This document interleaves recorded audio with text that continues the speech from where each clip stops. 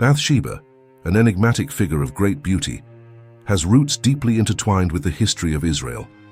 As the daughter of Eliam and the wife of Uriah, one of King David's most loyal warriors, Bathsheba was known for her elegance and striking presence. Her name, meaning daughter of the oath, suggests a personality shrouded in promises and unexpected destinies. Living in Jerusalem, Bathsheba was part of a vibrant and devout community. Her daily life, filled with responsibilities and duties, reflected the dignity and respect she inspired among her peers. Her intelligence and grace were evident to all who knew her, earning her a prominent place in the society of her time. Yet beyond her appearance and grace, there was an inner strength in Bathsheba that few could see at first glance. Her resilience and ability to face adversity became clear as her life unfolded. Bathsheba was not just a woman of beauty, she was also a symbol of courage and perseverance. In this video, we will delve deeply into who Bathsheba was, exploring her origins, personality, and the environment in which she lived. Join us as we uncover the most intimate aspects of her life and understand what made her such a significant figure in biblical narratives. In ancient Jerusalem, where the scent of incense hung in the air and the sound of harps echoed through the palace corridors, King David found himself restless. It was spring, the time when kings went to war, but David had chosen to stay in the city. Boredom consumed him, and on one golden afternoon, he decided to take a walk on the terraces of his royal palace. The sun was setting slowly, painting the sky with hues of orange and purple. David walked leisurely, his footsteps echoing on the polished stones of the terrace. A gentle breeze brought the coolness of the evening, a welcome relief after the day's heat.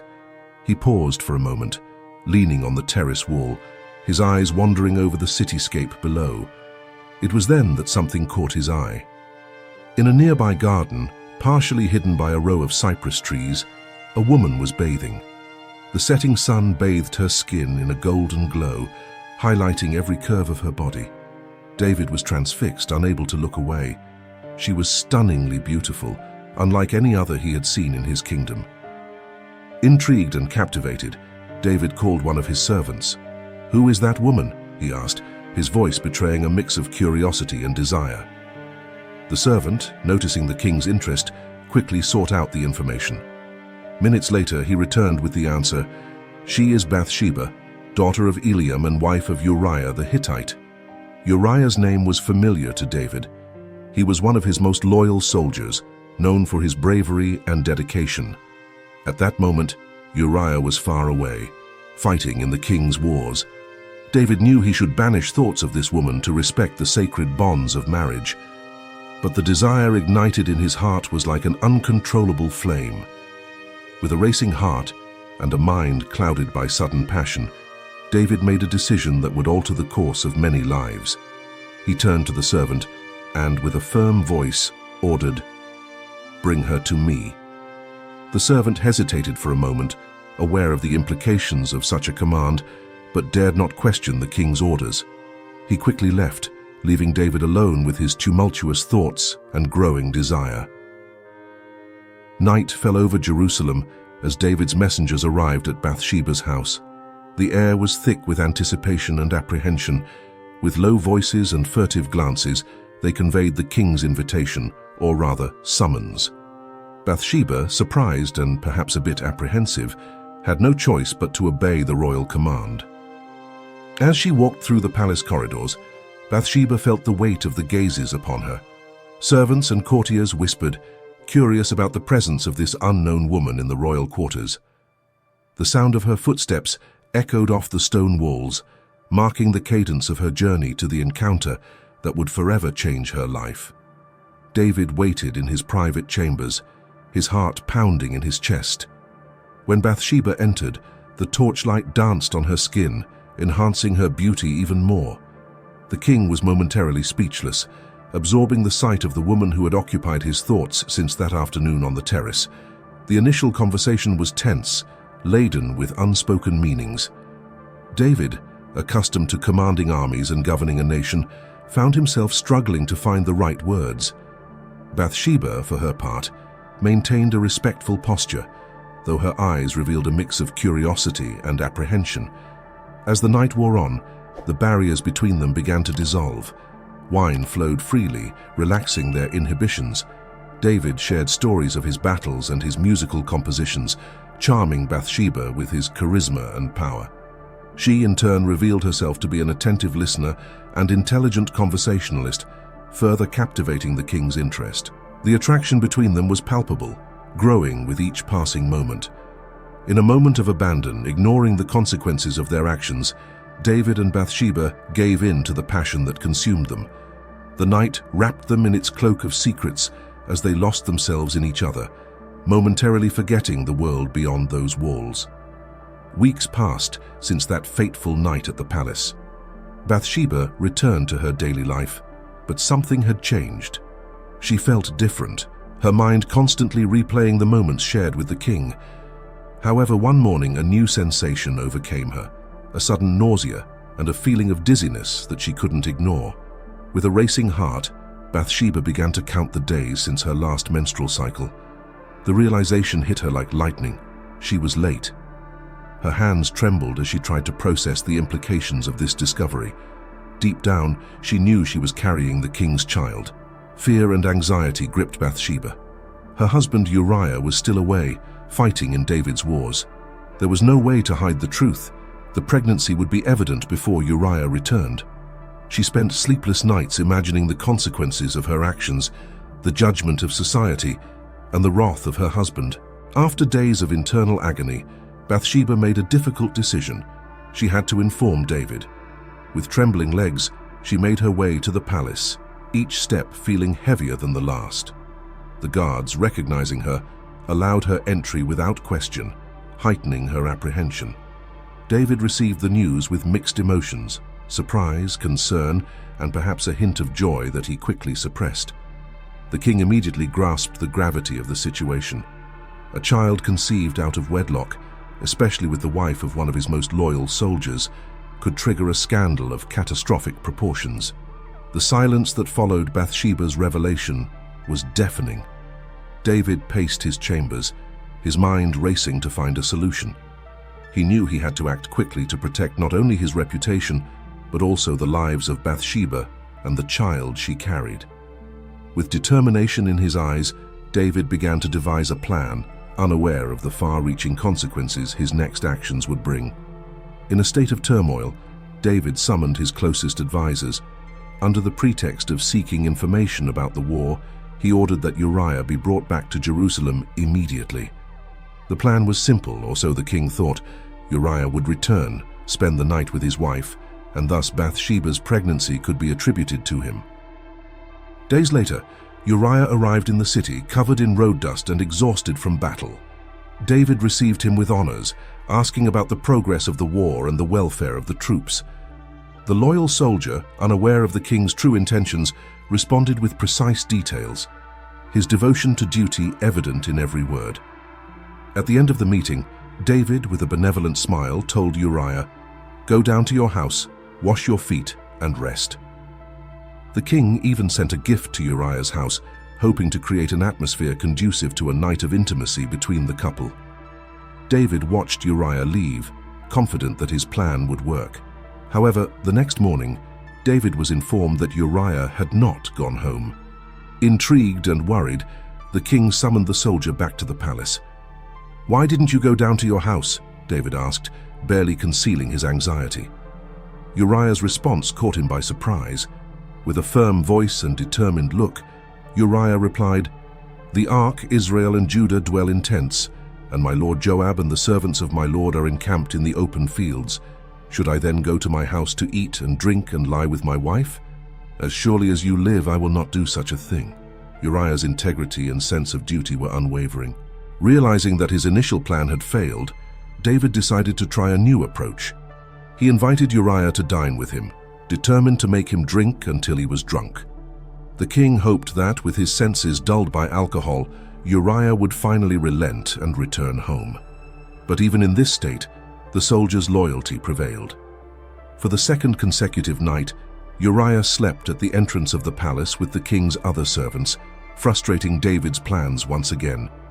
With his plans thwarted and time running out, David found himself cornered by his own actions. desperation began to take hold of his mind, leading him to consider increasingly drastic measures. One dark morning, the king made a decision that would forever stain his history. Uriah must die. With trembling hands, David wrote a letter addressed to Joab, the commander of his army. The words on the parchment were a death sentence disguised as a military order. Put Uriah in the forefront of the hardest fighting, then withdraw from him so that he may be struck down and die. The king sealed the message and, in a cruel twist of irony, handed it to Uriah himself to deliver back to the battlefield. Uriah, still unaware of the plot unfolding around him, left Jerusalem with the letter that sealed his fate. His unwavering loyalty, the same that had frustrated David's previous plans, now led him straight into a deadly trap. The journey back to the military camp was long, giving David time to reflect on the gravity of his actions, but the king was determined to carry out his plan. Upon receiving the message, Joab was perplexed. He knew the value of Uriah as a warrior and his dedication to the kingdom. However, the king's orders were clear and indisputable. Reluctant but obedient, Joab placed Uriah in the front line of the most intense combat during the next attack on the city of Rabbah. The battle that followed was fierce.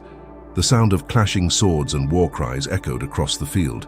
Uriah, faithful to the end, fought bravely, unaware that each strike of his sword brought him closer to his tragic destiny. When the troops around him withdrew according to Joab's instructions, Uriah found himself alone, surrounded by enemies. The valiant warrior fought to his last breath, but the situation was untenable. Overwhelmed by enemy forces, Uriah fell, his blood staining the ground he had sworn to defend. The news of his death quickly reached Jerusalem, bringing relief to David, but also the crushing weight of guilt that the king would carry for the rest of his days. David's actions did not go unnoticed. God sent the prophet Nathan to confront him. Nathan arrived at the palace and told David a parable. There were two men in a city, one rich and the other poor. The rich man had many flocks and herds, while the poor man had only a little ewe lamb which he had raised and which grew up with his children, eating from his plate and drinking from his cup. One day a traveler came to the rich man's house. Instead of taking one of his many sheep, the rich man took the poor man's lamb and prepared it for his guest. Hearing this, David was furious and said that the man who did this deserved to die and should repay 4 times the value of the lamb for having done such a thing and showing no pity. Nathan then looked directly at David and said, "You are the man. This is what the Lord, the God of Israel, says. I anointed you king over Israel, and I delivered you from the hand of Saul.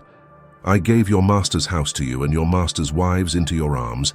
I gave you the house of Israel and Judah. And if all this had been too little, I would have given you even more. Why then did you despise the word of the Lord by doing what is evil in his eyes? You struck down Uriah the Hittite with the sword and took his wife to be your own. You killed him with the sword of the Ammonites." Hearing this, David immediately acknowledged his sin. He confessed to Nathan, "I have sinned against the Lord." Nathan replied that the Lord had forgiven his sin and that he would not die, but the consequences of his actions would be severe. The child Bathsheba was carrying would become gravely ill. The son born of David and Bathsheba's union became seriously ill. David, anguished, sought God's mercy. He fasted, dressed in sackcloth, and spent nights in prayer, lying on the ground. The child's illness cast a shadow of sorrow over the palace. Bathsheba, though also distressed, watched from a distance, feeling the pain of a mother watching her child suffer. The days dragged on, and the child's condition only worsened. David did not give up his vigil, refusing to eat or be comforted. His advisors and servants tried to encourage him to get up, but he remained steadfast in his supplication, hoping that God would change his mind. The hours became endless as David prayed incessantly, pleading for a miracle. On the 7th day, the child died. David's servants feared telling him, dreading his reaction. Gathered in a corner, they whispered about how to break the news, but David noticed the murmuring and directly asked if the child had died. With sorrow, the servants confirmed the sad news. David then rose, washed, changed his clothes, and went to the temple to worship God. Upon returning to the palace, David requested food. His servants were surprised by his sudden change in behavior. They asked why he had fasted and wept while the child was alive, but now that he was dead, he ate and got up. David explained that while the child was alive, he fasted and wept, hoping that God might have mercy. But now that the child had died, there was no reason to fast, for he could not bring the child back. Bathsheba, devastated by the loss, found comfort in David's behavior. Despite the pain, they united in their grief. The tragedy marked a turning point in their lives, a constant reminder of the consequences of their actions. After the loss of their first child, David and Bathsheba sought solace in each other. God blessed the couple with a new son, whom they named Solomon. This birth brought new hope and joy to the palace, a symbol of redemption after so much suffering. From an early age, Solomon was regarded with great admiration and expectations. The boy grew up healthy and strong, and his presence brightened the palace. David, in particular, took time to teach Solomon, imparting valuable wisdom and lessons. Bathsheba, with her attentive gaze, ensured her son's well-being, making sure he received the care he needed. Solomon became the center of attention, with everyone believing he was destined for greatness. Solomon's childhood was marked by moments of learning and play. He showed a keen curiosity and remarkable intelligence for his age. The king's counselors observed the young prince with interest, seeing in him a potential leader. Stories and songs in the palace often mentioned his name, creating an aura of expectation around him. As Solomon grew, David often remembered the prophet Nathan and his message of redemption. He saw in Solomon a sign that God still had special plans for his family. The nights in the palace were filled with stories of ancient kings, teachings of value, and David's wise words, all contributing to shaping Solomon's character. Bathsheba also played a fundamental role in Solomon's upbringing. Her constant presence and careful advice helped guide the young prince. She shared stories of courage and wisdom with him, encouraging him to always seek goodness and justice. Solomon absorbed these teachings, forming a solid foundation for his future. Over time, Solomon stood out more and more among his brothers. His intelligence, combined with the guidance of David and Bathsheba, shaped him to be not just a prince, but a future wise and just king. As the years passed, Solomon grew in wisdom and favor, becoming prominent in the royal court. His intellect and discernment became notable, and he often participated in discussions about governance with his father David. Bathsheba's influence was palpable. Her presence and guidance were constant, helping to shape the young prince's character. Aware of the importance of preparing a successor, David began to involve Solomon more directly in the kingdom's affairs. On various occasions, Solomon accompanied his father in meetings and audiences, observing and learning. His ability to quickly absorb knowledge and apply practical wisdom in complex situations impressed everyone around him. The king's court and advisors saw in Solomon a potential leader. The young prince's ability to resolve disputes and his inclination toward justice and truth reinforced this perception. There was a growing consensus that Solomon would be the ideal successor to David, capable of continuing his legacy and leading Israel to new heights of glory and prosperity. Bathsheba, ever vigilant, played a crucial role in this process. She used her position to ensure that Solomon was well prepared for the responsibilities ahead. Their conversations were deep and strategic, addressing not only politics and diplomacy, but also ethics and morality. Bathsheba's wisdom was essential in developing Solomon's character. When David finally announced that Solomon would be his successor, there were celebrations and some resistance. Adonijah, one of Solomon's brothers, tried to claim the throne, but Bathsheba and the prophet Nathan's intervention ensured that David's will was fulfilled. This episode tested Solomon's determination and leadership, but he stood firm, demonstrating that he was ready to reign. Thus, Solomon was anointed king of Israel. His reign began with great expectations and promises. Bathsheba's influence remained vital in the early years of his rule, helping guide his decisions. Over time, Solomon consolidated his power and began to build the legacy that would make him one of the most renowned kings in Israel's history. As the king's mother, Bathsheba held a position of great power and respect in Solomon's court. Her wisdom and experience were vital in advising and guiding her son in the complex decisions of governance. Bathsheba's influence was evident in various aspects of the kingdom, from state affairs to personal matters.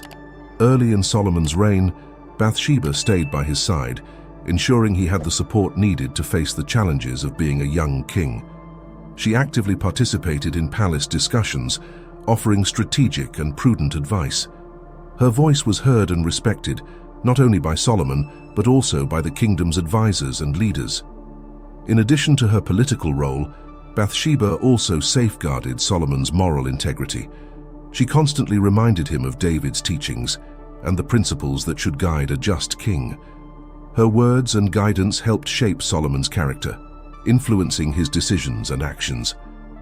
The relationship between mother and son was strong and based on mutual trust. Bathsheba played a crucial role in the kingdom's diplomacy. She was known for her ability to negotiate alliances and handle delicate matters with great skill. Her presence in the court was a symbol of stability and continuity, reinforcing the legitimacy of Solomon's reign. Her actions and decisions contributed to the prosperity and peace that Israel enjoyed during that time. The Queen Mother also played a significant role in the education of Solomon's children. She ensured they received the best instruction and were raised with the values and principles necessary for future leaders. Her dedication to the royal family was unquestionable, and her impact could be seen in the generations that followed. Over the years, Bathsheba remained a central figure in Solomon's court. Her wisdom, strength, and courage left a lasting legacy in Israel. Even as time passed, Bathsheba's influence persisted, ensuring that Solomon's reign was remembered as an era of great prosperity and wisdom. Thus, Bathsheba's story intertwines with that of her son, highlighting the importance of her role as Queen Mother. Bathsheba's story is mentioned in various parts of Scripture, highlighting her importance and impact. Besides her involvement with David, she became a key figure in several crucial moments of the biblical narrative. Her life, marked by dramatic and transformative events, served as an example and lesson for many subsequent generations. From the moment she was called to King David's palace, Bathsheba faced challenges and situations that tested her strength and resilience. The death of her husband, Uriah, and the loss of her first child with David were moments of deep pain that shaped her trajectory. These events defined her not just by tragedy, but also by her capacity for overcoming and renewal. Bathsheba played an active role in Solomon's ascension to the throne. Her decisive intervention, along with the prophet Nathan, ensured that David's will was fulfilled. This act of courage and determination demonstrated her influence and the respect she commanded within the court. Bathsheba's story is a testament to how she used her position to ensure the continuity and stability of the Kingdom of Israel. In Scripture, Bathsheba is often remembered as a woman of great wisdom and strategy. She knew how to navigate the complexities of court life, using her intelligence and experience to advise and guide. Her story is proof of her ability to adapt and thrive, even amid adversity. Besides her political role, Bathsheba is also remembered for her spiritual influence. She instilled in Solomon the values and teachings he would later pass on to the people of Israel. Her life and actions were often cited as examples of virtue and righteousness, inspiring many generations to follow her example of faith and devotion. When we reflect on Bathsheba's life, we see a rich and complex narrative filled with moments of pain, redemption, and triumph. Her story, far from simple or linear, is a reflection of the complexity of the human condition and the ability to find light amid darkness. And so, Bathsheba's life continues to be a subject of study and admiration, revealing new facets and lessons with each reading. Reflecting on Bathsheba's journey, we see more than just a story of beauty and scandal. We see the resilience of a woman who, despite facing overwhelming adversity, managed to leave a lasting legacy. Her life, full of challenges and triumphs, teaches us valuable lessons about courage, perseverance, and the ability to find redemption even in the darkest moments. Now think about your own life. What challenges are you facing? How can you find strength and inspiration in Bathsheba's story? She shows us that even when we make mistakes or face difficult circumstances, there is always an opportunity to start over and achieve something meaningful. What actions can you take today to turn your adversities into victories? We'd love to hear your thoughts and reflections on Bathsheba's story. What impacted you the most about her journey? How do you think this narrative can influence your life and decisions? Share your responses in the comments below. Your participation is important and can inspire others to reflect on their own journeys. And if you enjoyed this video and want to keep learning about fascinating characters and inspiring stories from the Bible, subscribe to our channel and turn on notifications. That way you won't miss any new content and will continue to grow in knowledge and faith. Join us on this journey of discovery and learning.